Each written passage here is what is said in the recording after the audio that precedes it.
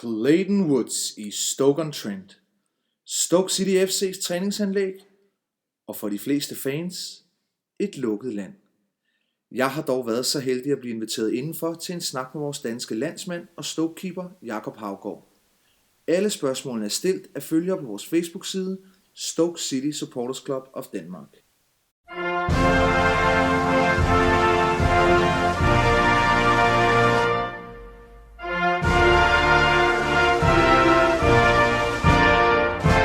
Hvad er den største forskel med at være professionel fodboldspiller i Danmark og så kontra England?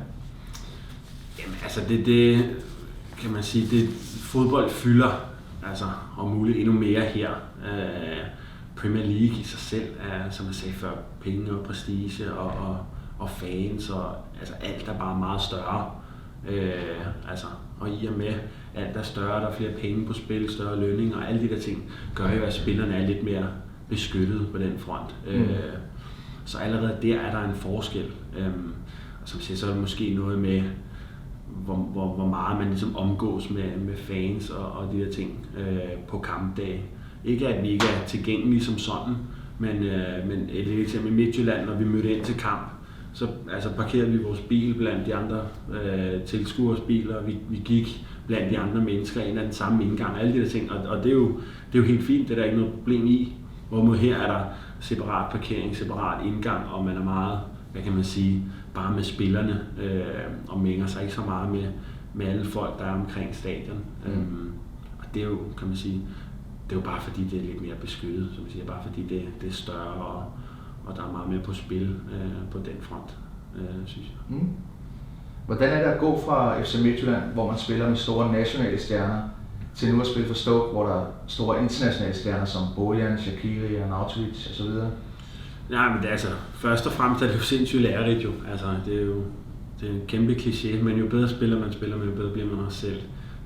Og sådan er det også i min situation. Det er klart, det er jo en kæmpe forskel at stå over for de spillere, jeg gør i Danmark, og så stå over for de spillere, jeg gør til hverdag nu. Ikke et ondt ord om spillerne i Midtjylland overhovedet, men det er klart, det er bare et andet niveau. Og det tvinger nogle ting ud af mig som spiller, som kan man sige, det er jeg måske slet ikke klar over, at jeg havde det i mig, da jeg var i Midtjylland, men det har jeg så fundet ud af her, at citronen kunne godt lige presses lidt mere. Men som jeg siger, det er nogle gange ens medspillere, som skal være med til ligesom at få det hævet ud af en, og det synes jeg, at det ligesom har været tilfældet her. Men det er klart, det er jo fedt, det er lærerigt at spille sammen med så gode spillere som muligt.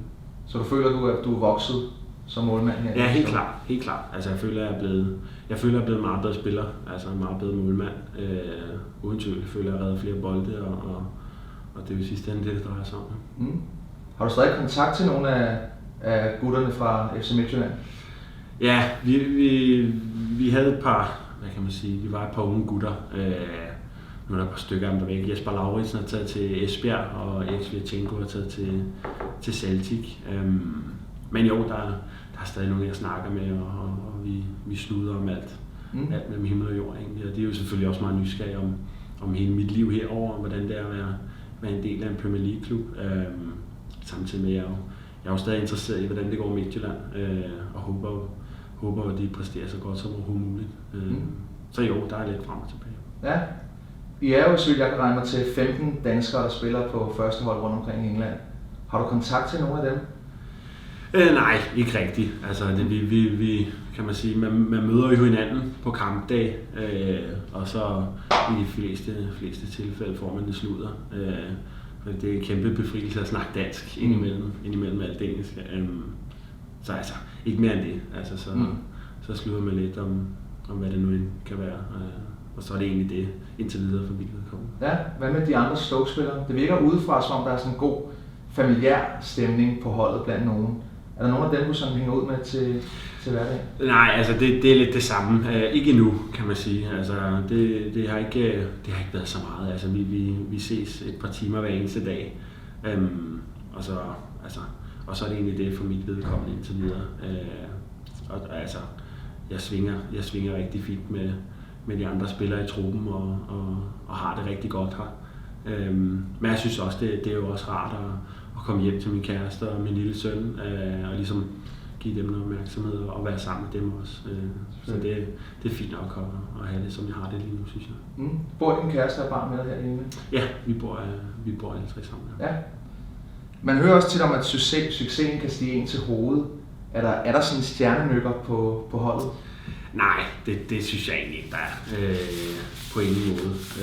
Altså, jeg tror uanset hvor stor en stjerne man føler, man er, altså, så er Stoke bare stadig den der arbejderklub.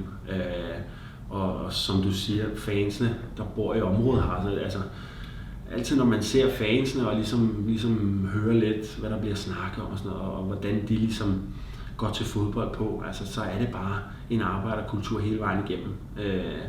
Så jeg tror, det er begrænset, hvor store stjernenykker man kan få i en klub som Stoke. Men jeg kan godt lide det der. Altså, jeg kan godt lide, at der er den der arbejdermentalitet stadigvæk også blandt fansene. At man ligesom sætter pris på det gode håndværk egentlig. Altså, og indtil videre har det ligesom båret frugt, og det håber jeg også, det gør fremover. Ja, er der sådan en intern konkurrence på holdet? Sådan om hvem der er den bedste til de forskellige ting og sådan? Ja, altså så tror jeg, det er lidt sådan i spas. Altså, jeg tror en type som Arnautovic er meget godt tilfreds med, at han har scoret flest mål. Altså, så kører han lidt på det, ikke? Altså, så er der nogle andre, der har nogle andre ting. Altså, det er lidt mere smil på læben, at de kører spiller sådan de ting der.